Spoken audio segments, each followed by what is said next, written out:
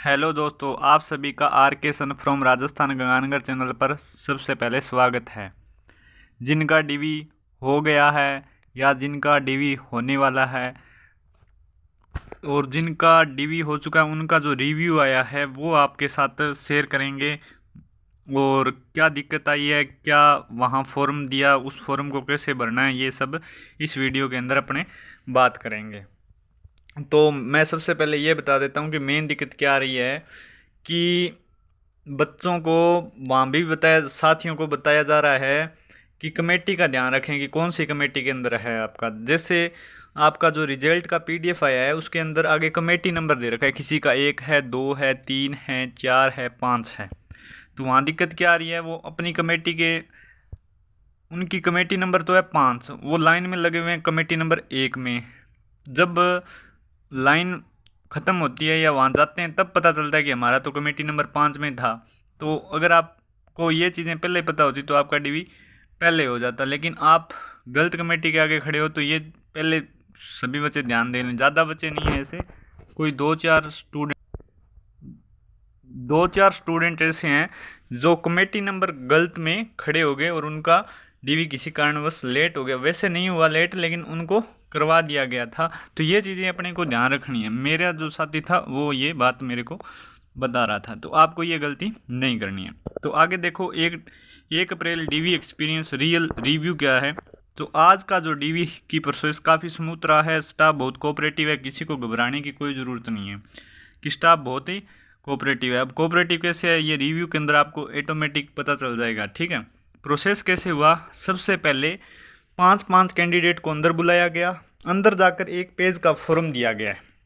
उस फॉर्म को आप थोड़ा लेट भर लेना, थोड़ा टाइम लगा के भर लेना, लेकिन उस फॉर्म को सही भरना है। आपने फॉर्म के अंदर क्या गलत भरा है, क्या सही भरा, वो उससे कोई मतलब नहीं है, लेकिन जो आपको फॉर्म दिया जा रहा है उसको सही से भर लेना, ठीक है। आगे क्या है, को लेटर में दिए गए डॉक्यूमेंट के हिसाब से फाइल सेट करनी होती है। तो जो मैंने वीडियो बना रखी है 17 डॉक्यूमेंट मस्ट, उसमें मैंने हैं जो को लेटर के हिसाब से सीक्वेंस वाइज बताया हुआ है, उसी हिसाब से सेट कर लेना, ठीक है। बाकी आप खुद देख लेना, को लेटर पे जिस हिसाब से डॉक्यूमेंट है, पहले क्या है, दूसरे पे क्या है, तीसरा क्या है, चौथा क्या है, उसी हिसाब से उसी सीक्वेंस में लगा कर रखें। अब इम्पोर्टेंट पॉइंट क्या है, जैसे कुछ कैंडिडेट क्या हैं, फोटोकॉपी कम रहेगी उनके पास। जैसे आईटीआई की एक तो मार्कशीट रियल जो ओरिजिनल डॉक्यूमेंट था वो निकलवाना, 2 फोटोकॉपी। और किसी ने क्या किया, अगर एक फ़ोटोकॉपी कम रहेगी, जैसे मार्कशीट की एक फ़ोटोकॉपी कम निकलवा ली, तो उसको स्टाफ के बंदे इतना कोऑपरेटिव कर रहे हैं, बाहर जाने के लिए कह रहे हैं कि आप बाहर जाके करवा के लेके आ सकते हो, ठीक है। तो आप हो सके तो एक को साथ ले जाएं ताकि वो बाहर से आपको फ़ोटोकॉपी वगैरह करवा के ला दे। आगे देखो, परसेंटेज वाला प्रूफ भी मांगा जा रहा है। अब वो मांगा किन से जा रहा है ये पता नहीं चल रहा कि 2012 वाले हैं उनसे पहले वाले, या जिनकी ओनली फॉर ग्रेड दिए उनसे मांग रहे हैं, या जिनके ओबी जो मार्क्स दिए हैं उनको भी मांग रहे हैं। तो मेरा तो मानना ये है, बाकी बच्चों का मैंने सुना है तो जिनके मार्क्स दिए उन्होंने भी परसेंटेज बनवा रखा है। मैंने 2022 में आईटीआई पास आउट है, तो मैंने भी परसेंटेज सर्टिफिकेट बना रखा है। लेकिन आईटीआई वालों ने एक बात बोली है कि ये परसेंटेज मार्क्स आपको अभी नहीं दिखाने हैं किसी को भी।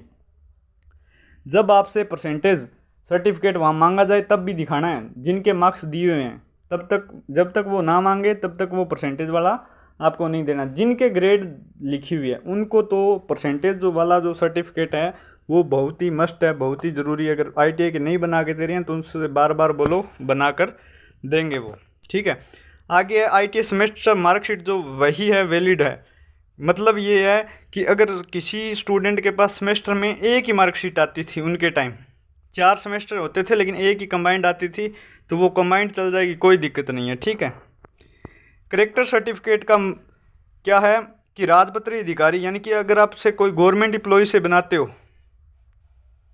या सरपंच से बनाते हो तो दोनों वैलिड है, हो सकते हैं। लेकिन ध्यान देने वाली बात यह है कि आप कोशिश करें कि फर्स्ट ग्रेड और प्रिंसिपल से ही बनवाएं जितना हो सके करेक्टर सर्टिफिकेट, और उस पर फ़ोटो वगैरह का इतना कोई इश्यू नहीं है। आगे है मेरिड कैंडिडेट के बारे में। जो मेरिड हैं उनके बारे में। बच्चों का बर्थ सर्टिफिकेट ओरिजिनल फ़ोटोकॉपी ज़रूर लेकर जाएं भाई। अगर बर्थ सर्टिफिकेट नहीं है तो एफिडेविट उसका ज़रूर ले जाएं। ये कैंडिडेट का रिस्पॉन्स है, मेरिड कैंडिडेट का रिस्पॉन्स है, ठीक है।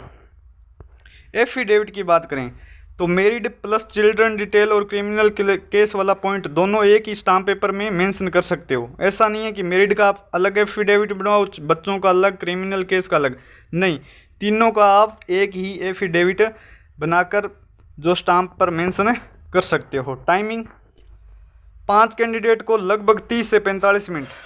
कई तो बोल रहे हैं कि एक कैंडिडेट को 30 से 45 मिनट लग रहे हैं, और कई बोल रहे हैं कि कई कमेटी के अंदर 5 कैंडिडेट को 30 से 45 मिनट लग रहे हैं। तो मेरा लगभग एक कैंडिडेट को हो सकता है कि 30 से 45 मिनट लग रहे हों।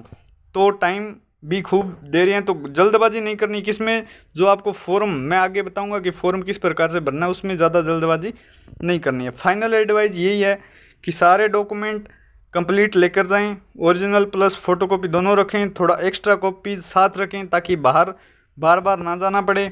ओवरऑल एक्सपीरियंस अच्छा रहा, पैनिक होने की आपको कोई ज़रूरत नहीं है। अगर आपका भी डीवी हो गया तो अपना एक्सपीरियंस ज़रूर शेयर करें ताकि बाकी कैंडिडेट को हेल्प मिल सके। ये बात कल वाले बच्चों के लिए, जिन साथियों का कल डीवी है वो अपना एक्सपीरियंस ज़रूर शेयर करेंगे। और कल जो बात बाकी तो जो आज रिव्यू आ गया वही कल आना है, तो कल इतना ज़रूरी नहीं है वीडियो, लेकिन हो सका तो आपके लिए ले आएंगे। तो आगे हम बात करते हैं उस फॉर्म की। वो फॉर्म के अब देखो साथियों, जो वहाँ पे फॉर्म कौन सा मिल रहा है और उसको ध्यान से भरना है। आपने फॉर्म भरते टाइम क्या भरा क्या नहीं ये कोई मैटर नहीं करता। ये फॉर्म आपने सही भरना है, इसमें गलती नहीं करनी है। और मैं तो ये कहता हूँ कि जाते ही एक इसकी फ़ोटो ले लो अपने फ़ोन में, बाई चांस गलत हो जाए तो इसको निकलवा सको, ठीक है। तो इसमें क्या, नेम ऑफ पोस्ट, सबसे पहले नेम ऑफ पोस्ट आपको कुछ नहीं करना, दी हुई है, पहले से लिखा हुआ है। ग्रुप एंड ट्रेड में आपका ग्रुप फर्स्ट है, सेकंड है, थर्ड है, पहले ग्रुप का लिख दोगे और उसके बाद ट्रेड का नाम भी सही से लिखें, ठीक है। आगे रोल नंबर कहाँ से मिलेंगे, कॉल लेटर के अंदर दिए रहेंगे या आपके पास कोई प्रवेश पत्र होगा, मोबाइल साथ में ले जा सकते हो, कोई दिक्कत नहीं है। आगे रजिस्ट्रेशन नंबर, जो आपका प्रिंट आउट जो फॉर्म है उसमें रजिस्ट्रेशन नंबर दिए गए हैं, आप उसको देखकर अच्छे से फिल करना भाई इस फॉर्म को। उसके बाद नेम आपका जो 10th की मार्कशीट के अंदर सही है वो देना है। डेट ऑफ बर्थ भी जो आपके 10th की मार्कशीट के अंदर है वो देनी है सही, ठीक है। एज कैलकुलेट पहले ही कर लो, 1/1/2026 से आपकी कितने साल और कितने मंथ बन रही है। देखो 3 नंबर पॉइंट जो है कितने ईयर और कितने मंथ बन रहे हैं वो आप इसके अंदर मेंशन कर दोगे। आगे है जेंडर के अंदर आप यहाँ पे टिक नहीं करोगे, मेल फीमेल ट्रांसजेंडर में आप कहाँ करोगे, इधर लिखोगे आगे इस ब्रैकेट के अंदर क्या लिखोगे, मेल है तो मेल, फीमेल है तो फीमेल, यहाँ लिखोगे मेल या फीमेल। आगे देखिए, आगे है यहाँ पे आपका मूल निवास। जैसे 5 नंबर पे क्या है, मूल निवास के अंदर देखो डिस्ट्रिक्ट की स्पेलिंग, स्टेट की स्पेलिंग एकदम सही होनी चाहिए। 5 नंबर पॉइंट में क्या लिखोगे, डिस्ट्रिक्ट का नाम और स्टेट का नाम। आगे 6 नंबर पॉइंट है उसके अंदर आप शहरिया, टीएसपी, नॉन टीएसपी एरिया के अंदर आते हो, तो जो हनुमानगढ़, गंगानगर, बीकानेर वाला जो क्षेत्र है इधर का, इसमें आप क्या लगाओगे, नॉन टीएसपी, यहाँ 6 नंबर पॉइंट के अंदर। आगे 6 का जो बी नंबर पॉइंट है इसमें क्या करोगे, इंडिकेट कैटेगरी, यूआर से हो, एससी से, एसटी से, बीसी, एमबीसी, ईडब्ल्यूएस, जो आपकी कैटेगरी है वो लिख दोगे।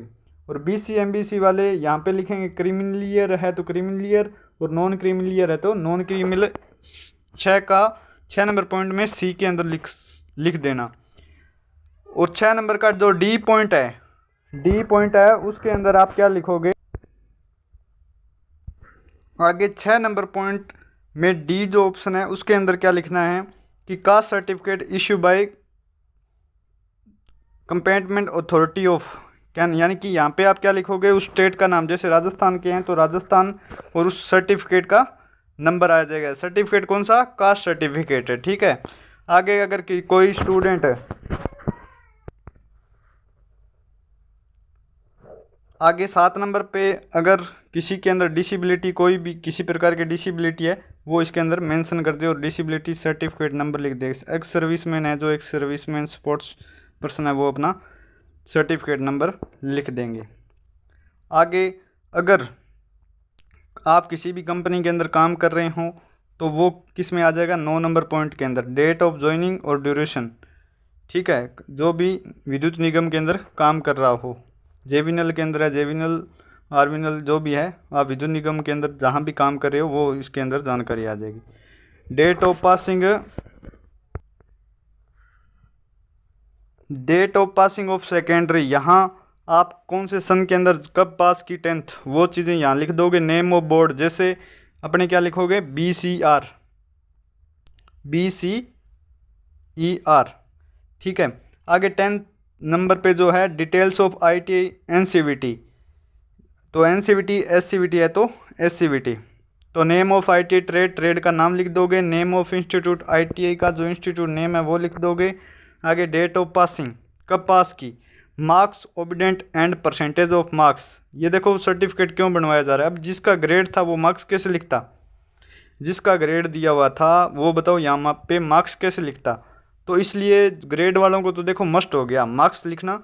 और यहाँ पे जितने में से, जैसे 1300 का था 2022 के अंदर, तो उसमें से आपके कितने आए, 1100 आए, 1200 आए, 1084 आए, जितने भी आए वो पहले परसेंटेज फ़ोन की सहायता से अच्छे से निकाल लेना। और 2 लेटर तक, पॉइंट के बाद 2 लेटर, 2 संख्या तक आपको लिखना है। अगर किसी के अप्रेंटिस है तो वो अप्रेंटिस के बारे में लिखोगे पॉइंट नंबर 11 के अंदर।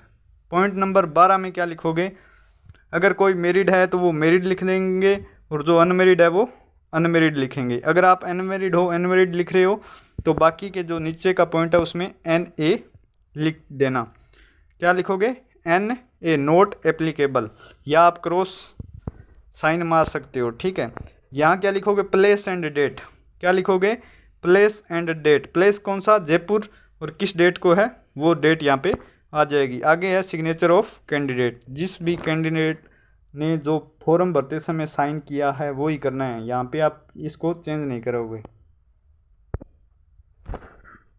और आपको ये भी बता दूं कि लास्ट 2 बजे वालों का अभी तक भी DV चल रहा है, यानी कि 7:36 पे मेरे पास ये एक फ़ोटो आई है कि अभी तक उनका DV चल रहा है। तो जल्दबाजी नहीं है, आराम से कर रहे हैं। अभी देखो 7:36 तक, 7:30 तक अभी तक उनका DV कंटिन्यू चल रहा है। तो आराम से भरें, फॉर्म में गलती ना करें, जितना हो सके टाइम लेना है लगाओ, लेकिन भरना, जो फॉर्म दिया है ना वो सही भरना है। तो वीडियो को ज़्यादा से ज़्यादा शेयर करें, और चैनल को, अगर वीडियो अच्छी लगी हो, अगर आपको लगा हो कि नहीं सही नहीं है, तो आप स्किप कर सकते हो, बाकी चैनल को सब्सक्राइब ज़रूर करें। धन्यवाद।